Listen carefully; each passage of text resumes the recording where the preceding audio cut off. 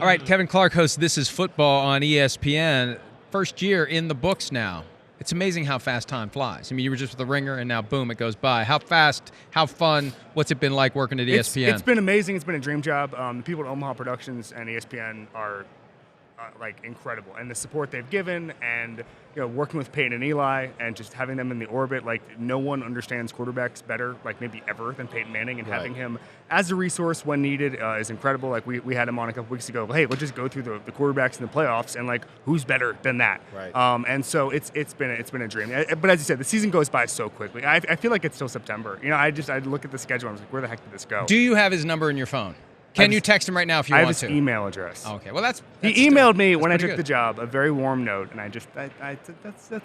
that's culture. That is culture. Hey, well, you're the man. I mean, you really are. I mean, you're incredibly talented. I think people like talking to you. You know the game. You're clued in a lot, right? I want to kind of hit on one of the things you've been hitting on a little bit, the Mahomes legacy, right? We got all these guys that I think we agree, you probably agree, and go, there's these AFC quarterbacks that are superstars, like, Super Bowl winning superstar quarterbacks, and yet they can't get there because of this damn guy wearing 1-5 in red. So let me hear it. The one thing the MJ era means when we say he's in the Michael Jordan era is absolutely legendary players. The performances that get them to legend status, those guys are relegated to minor characters. Right. That's what MJ era means. That means Karl Malone. Yeah. That means Sean Kemp and Gary Payton. Right. That means the Magic with Shaq and Penny. Charles Barkley. Charles Barkley. Right. My hometown team, the Magic, they just couldn't get there. Hakeem won only because MJ left the league for 2 years. Right. So you have to understand that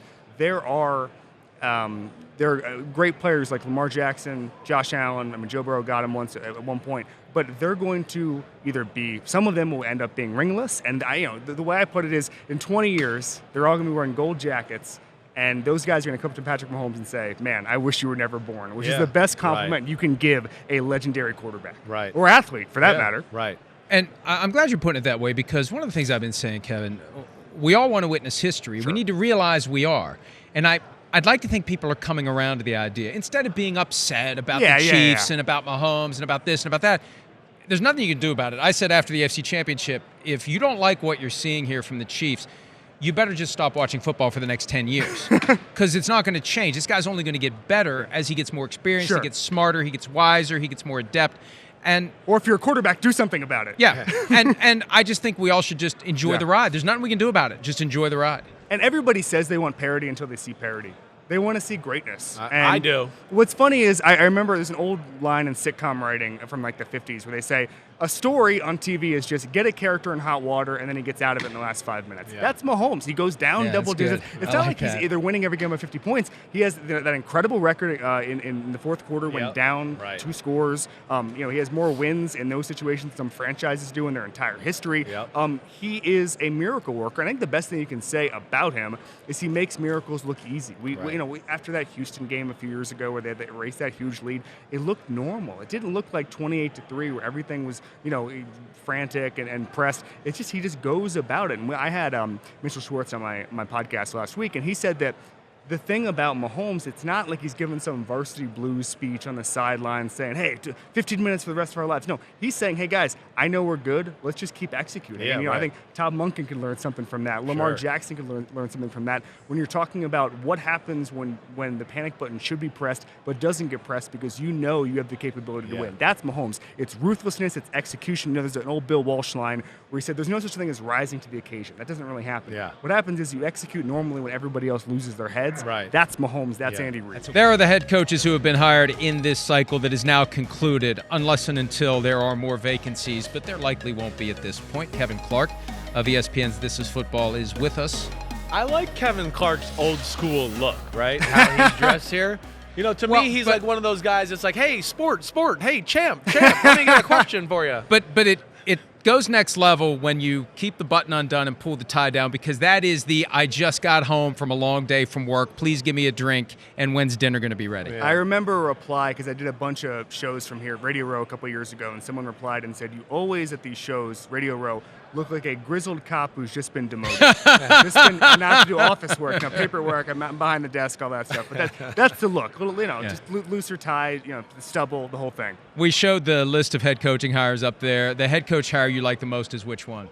Wow. I mean, it's so context-based. I love the Dave Canales thing only because it's simple.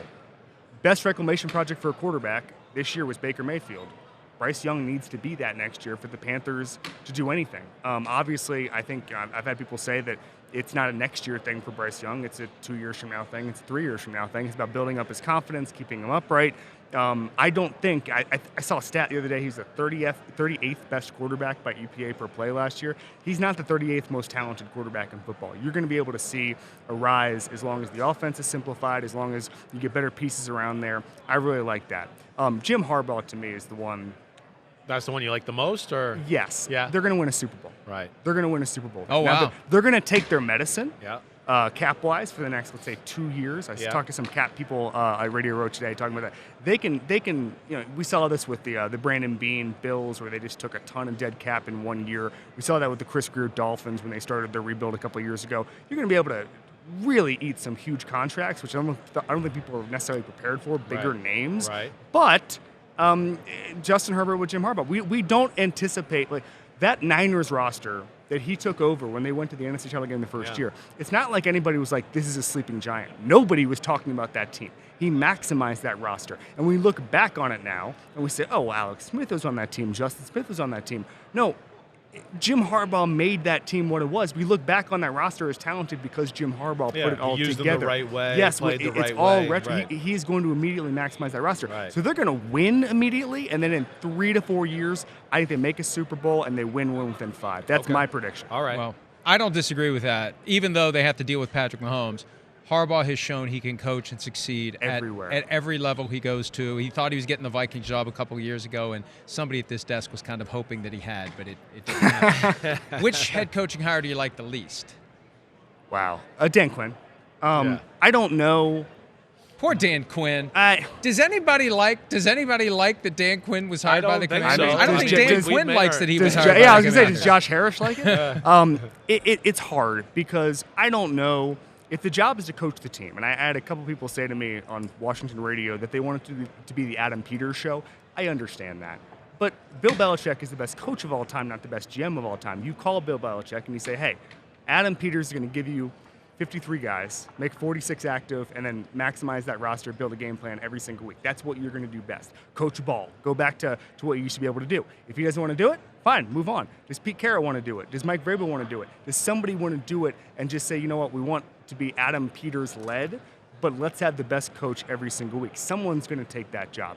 And so I was disappointed. I felt like they settled a little bit. And I just don't understand why you wouldn't try to get Bill Belichick in the building as something when he's available. I don't even think they got into real conversations with him. From everything I know, I told Mike that the other day. I mean, it might have been a reach-out call. Yeah. I think to your point, too, a little bit, where they're like, you know, you got to put yourself in Bill Belichick's shoes. He's like, wait, you want me to listen to the guy who worked for me 20 years ago to learn how to do the job he's doing? Right? So I can understand that. But I'm with you. The Dan Quinn thing it does not motivate me. No. I don't really love the Cliff Kingsbury hire off of that.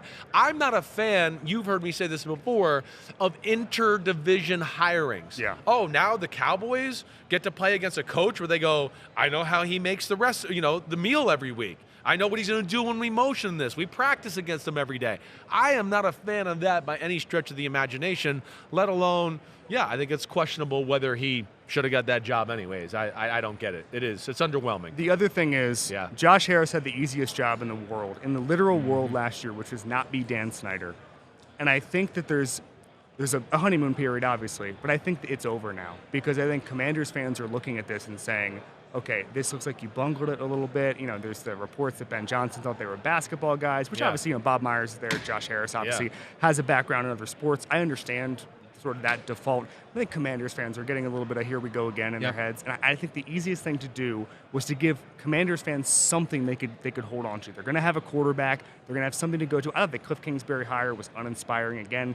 You should be able to sell, if you're the Commanders, have the offensive side of the ball with a great young quarterback and be this year's Bobby Slowick, and just have C.J. Stroud. Slowick's already a candidate for head coaching jobs. Yep. I just don't understand why you couldn't get a better OC than Cliff Kingsbury for that role. Yeah. Excellent stuff. Yep. He's Kevin Clark from He ESPN. is. This is Football, a podcast on which Chris has been a guest. but I have not. Well, he wants to keep That'll that as a good change. podcast. That'll He's change. gonna That is keep you fine. off of it. That will be fine. Hi, it's Mike Florio. Thanks for watching PFT on YouTube. Hit subscribe for the latest news and analysis from Pro Football Talk.